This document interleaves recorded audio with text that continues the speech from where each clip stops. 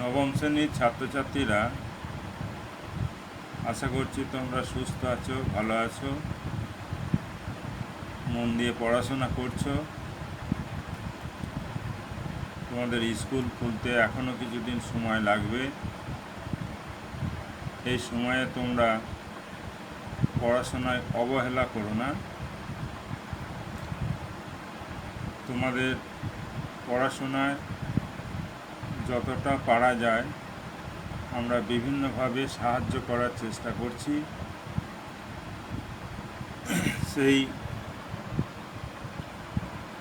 প্রক্রিয়ায় আমরা তোমাদের বিভিন্ন বিষয়ের পড়াশোনার জন্যে বিভিন্নভাবে চেষ্টা করছি। তোমরা সেগুলো মন দিয়ে দেখবে এবং পড়াশোনা করবে। যদি কোনো অসুবিধা হয় আমাদের জানাবে। তোমাদের আমি সালোক সংশ্লেষ সম্বন্ধে আগের জানিয়েছিলাম। আজকে আমি তোমাদের এই জৈবনিক প্রক্রিয়া যে অধ্যায়, সেই অধ্যায়ের খনিজ মৌল বিষয়ে তোমাদেরকে বলবো। খনিজ মৌল কাকে বলে তোমরা জানো? যে খনি থেকে যে সমস্ত মৌল বিশেষ উপায়ে নিষ্কাশন করা হয় তাকেই বলা হচ্ছে খনিজ মৌল। কতকগুলো খনিজ মৌলের নাম যেমন হচ্ছে কার্বন, হাইড্রোজেন, অক্সিজেন, এগুলো গ্যাসীয় পদার্থ বা খনিজ পদার্থ। আবার phosphorus, potassium, magnesium, copper, calcium, এগুলো হচ্ছে খনিজ পদার্থ। এই খনিজ পদার্থ উদ্ভিদ এবং প্রাণী বা জীবেদের বেঁচে থাকার জন্য খুবই প্রয়োজনীয়। এই সমস্ত খনিজ মৌলের অভাব পড়লে উদ্ভিদ বা প্রাণীর বৃদ্ধি ঠিকমতো হবে না, তারা ঠিকমতো পুষ্টি পাবে না এবং বিভিন্ন ধরনের রোগে আক্রান্ত হয়ে যাবে।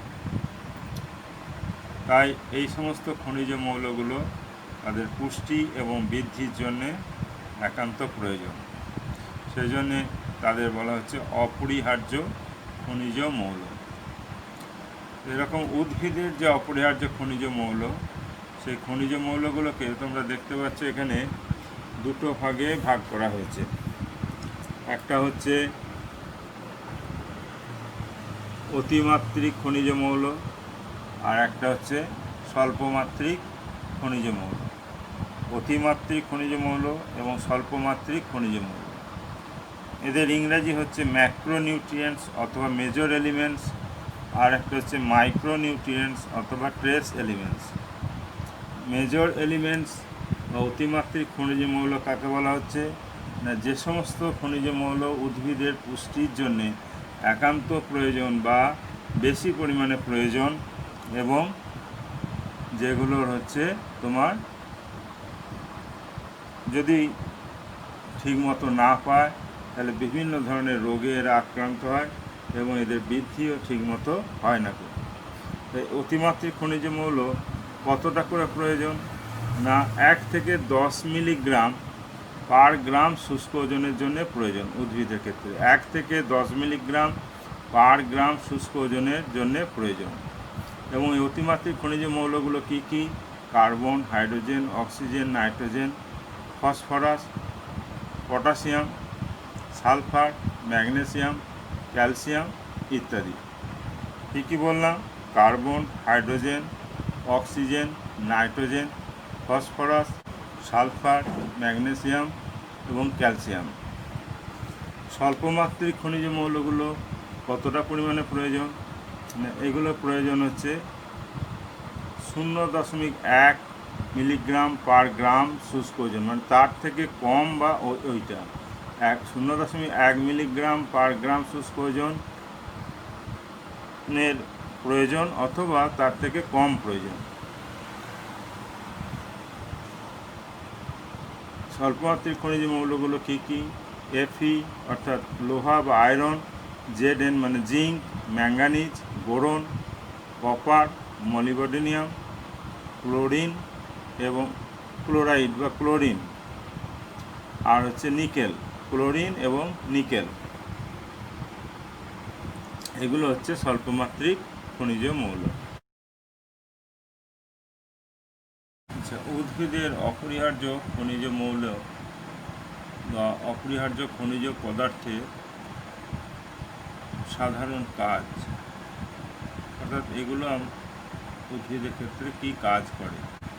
এরা হচ্ছে প্রোটোপ্লাজম গঠন করে, উৎসেচক গঠন করে, জারণ বিজারণ বিক্রিয়া ঘটায়, অবিশ্রবণীয় ভারসাম্য রক্ষা করে, ক্লোরোফিল সংশ্লেষ করে। কী বললাম? প্রোটোপ্লাজমে গঠন করে, উৎসেচক গঠন করে, জারণ বিজারণ বিক্রিয়া ঘটায়, অবিশ্রবণীয় ভারসাম্য রক্ষা করে, ক্লোরোফিল সংশ্লেষ ঘটায়। যে প্রোটোপ্লাজম গঠন, এখানে দেখো carbon, hydrogen, oxygen, nitrogen, sulphur, phosphorus, magnesium, iron, এই সমস্ত খনিজ মৌলগুলো বিশেষভাবে উল্লেখযোগ্য। প্রোটোপ্লাজম আমাদের জীবদেহের যে গঠনগত কার্যগত একক কোষ, সেই কোষের ভিতরের যে অংশ তাকেই বলা হচ্ছে প্রোটোপ্লাজম। এবং এই প্রোটোপ্লাজম হচ্ছে গঠনে এই carbon, hydrogen, oxygen, nitrogen, sulphur, phosphorus এরা বিশেষ ভূমিকা গ্রহণ করে। উৎসেচক গঠন করে, বিভিন্ন ধরনের উৎসেচক অর্থাৎ বিশেষ ধরনের রাসায়নিক পদার্থ যেগুলো উদ্ভিদের বৃদ্ধির ক্ষেত্রে বিশেষভাবে প্রয়োজন, সেইগুলো গঠনে অংশ নেয় কে? এফি, কপার, এগুলো অর্থাৎ আয়রন, কপার, এগুলো। জারণ বিজারণ বিক্রিয়া ঘটায় কে?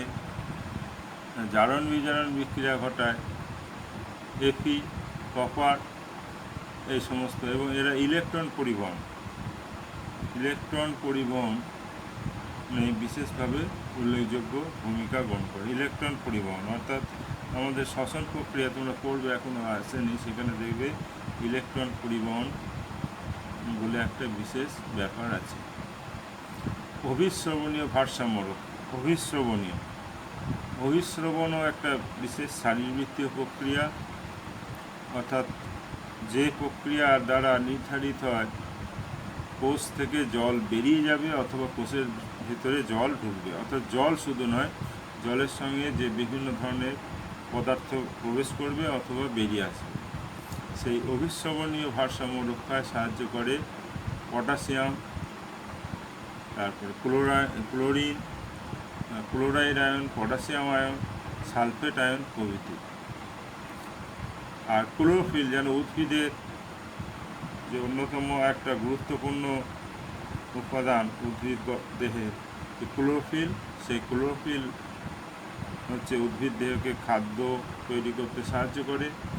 এই ক্লোরোফিল সংশ্লেষ করতে সাহায্য করে ম্যাগনেসিয়াম, আয়রন এবং জিঙ্ক। এইগুলো হচ্ছে উদ্ভিদের অপরিহার্য খনিজ পদার্থ কীভাবে উদ্ভিদের দেহ গঠনে সাহায্য করে। এবং এইগুলোর অভাব হলে উদ্ভিদের বিভিন্ন ধরনের রোগ হয়। তোমরা জানো যে দেখবে উদ্ভিদের ভালো বৃদ্ধি হচ্ছে না, পাতাগুলো কুঁকড়ে যাচ্ছে, এটা এক ধরনের রোগ। অনেক সময় পাতায় হলুদ হলুদ ছোপ পড়ে যায়, এরাও এক ধরনের রোগ, তাকে বলে ক্লোরোসিস রোগ। এগুলো কিন্তু এই সমস্ত মৌলের অভাবেই ঘটে। তাই উদ্ভিদের বৃদ্ধির ক্ষেত্রে এই মৌলগুলোর একটা গুরুত্বপূর্ণ ভূমিকা রয়েছে। আর তোমাদের এই বিষয়ে আরেকটা জিনিস বলি, যে অতিমাত্রিক উপাদান বা মেজর এলিমেন্ট, তা মেজর কাকে বলা হচ্ছে বা অতি কাকে বলা হয় না, যেটা বেশি পরিমাণে প্রয়োজন, মনে রাখবে। আর স্বল্পমাত্রিক মানে কম, বা মাইনর অর্থাৎ কম বা পরিমাণে যে মৌলগুলো প্রয়োজন তাদের বলা হচ্ছে স্বল্পমাত্রিক বা মাইনর এলিমেন্ট।